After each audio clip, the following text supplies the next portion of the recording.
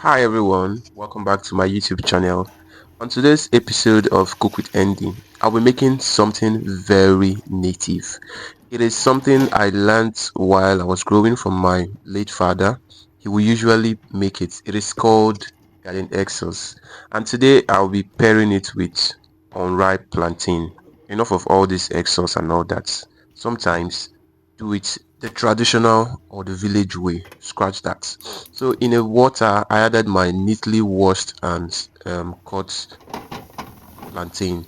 Like you see, I'll be using unripe plantain. Boil that in the pot and don't forget to add salt. Next, I'll go ahead and boil the garden egg we'll be using. Wash that, put it in the pot and let it boil as well. Few minutes later, I will check up on my plantain.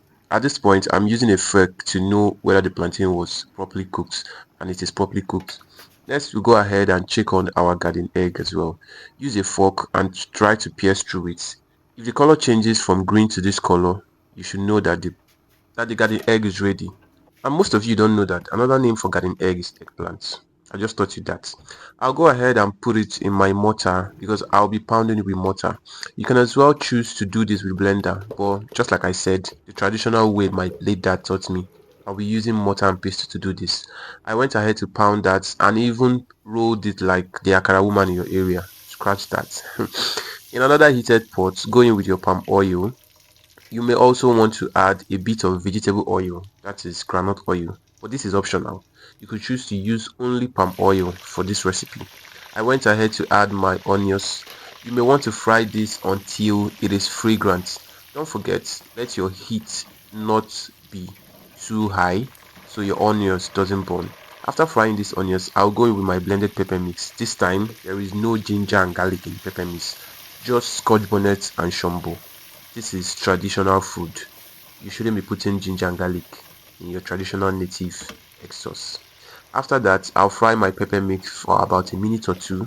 Few minutes later, this is what my pepper mix looks like. It is already fried or properly fried. Next, I'll go with my grounded crayfish. Be generous with crayfish. Next, I allow that to fry for a minute or two. And remember, you must fry on low heat.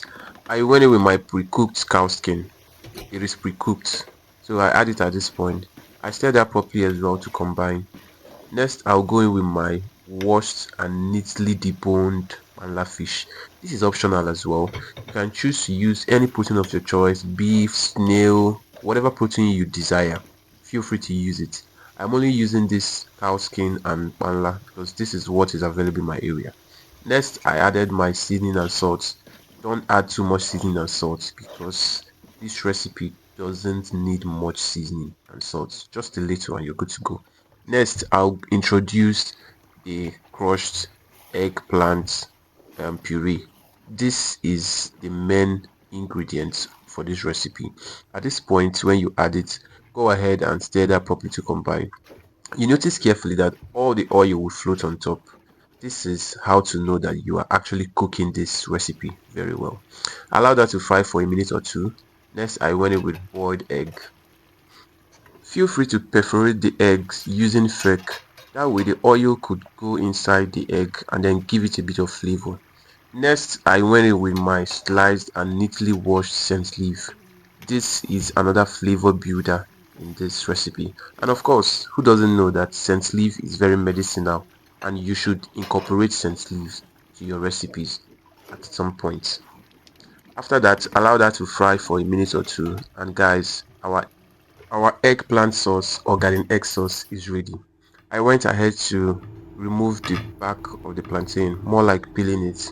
At this point, I went ahead to serve my portion of this garden egg sauce. Guys, the aroma in my kitchen was nose blinding. This particular recipe was so tasty. I loved every bit of it. It was so nice. Don't forget, you could also pair this with boiled yam, boiled potatoes, whatever you want to pair it with. Plantain as well. It will be very, very amazing. Until I see you in my next video, thanks for watching and bye.